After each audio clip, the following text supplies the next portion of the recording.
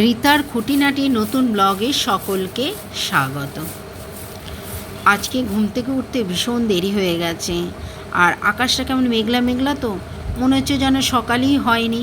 তো শুয়েই ছিলাম, চোখে ঘুম ছিল।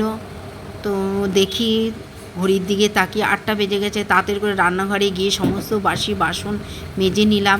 এবার বাসি ঘরটা ঝাড় দিয়ে নিতে হবে। এদিকে তোমাদের দাদাভাই প্রচণ্ড তাড়া দিচ্ছে, চা করে দাও। চা খাবো, খেয়েই আমি বাথরুমে যাব।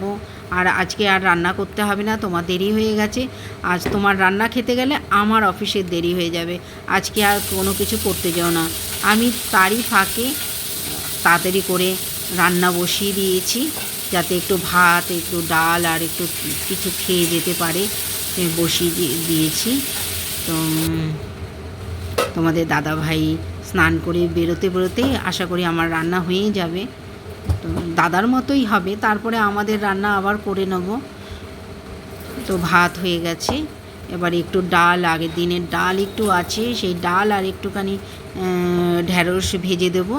তো দেখো ঢ্যাঁড়স কাটতে বসে পড়েছি। ঢ্যাঁড়সটা খুব তাড়াতাড়ি হয়ে যায়, সেই কারণে ঢ্যাঁড়স ভাজা করে দেবো। ডাল আর ঢ্যাঁড়স ভাজা দিয়ে খেয়ে যাবে, আর তারপরে আমাদের রান্না করব। তোমাদের দাদাভাই রাতে এসে সেগুলো খাবে। যাই হোক, ঢ্যাঁড়স কেটে নিলাম। আর তোমাদের দাদাভাইও স্নানে চলে গেছে, ওই স্নান করে বেরোতে আশা করি ঢ্যাঁড়স ভাজাটা হয়ে যাবে। তোমাদের দাদাভাই অফিসে খেয়ে বেরিয়ে গেছে। এইবারে আমি একটুখানি সমস্ত কাজ ফেলে একটুখানি চা নিয়ে আর একটু মুড়ি নিয়ে বসলাম। খেয়েই আবার রান্নার কাজে লাগতে হবে। জীবনের সবসময় একটা তাড়া থেকেই গেল, আর সকালটা এত তাড়াহুড়ো লাগে কি বলবো। আর খাওয়ারও সময় থাকে না। সকালবেলা চাও খাইনি, যেহেতু দেরি করে উঠেছি, টাইমটা নষ্ট হয়েছে, সেই কারণে চাও খাইনি। এখন চা খেলাম। আজকে বিশেষ কিছু রান্না করিনি, ভাত করেছি, ডাল আগের দিনের ডাল ছিল, আর একটু ঢ্যাঁড়স ভাজা করেছি, আর মাছের ঝোল করলাম। ব্যাস হয়ে গেল। স্নান করে পুজো দিয়ে নিলাম।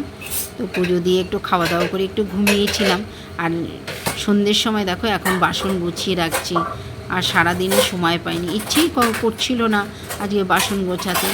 এখন সন্ধ্যেটা দিয়ে বাসনগুলো গুছিয়ে নিচ্ছি। তো তোমাদের ব্লগটা কেমন লাগলো কমেন্ট করে জানিও। আশা করি ভালোই লাগবে। টাটা।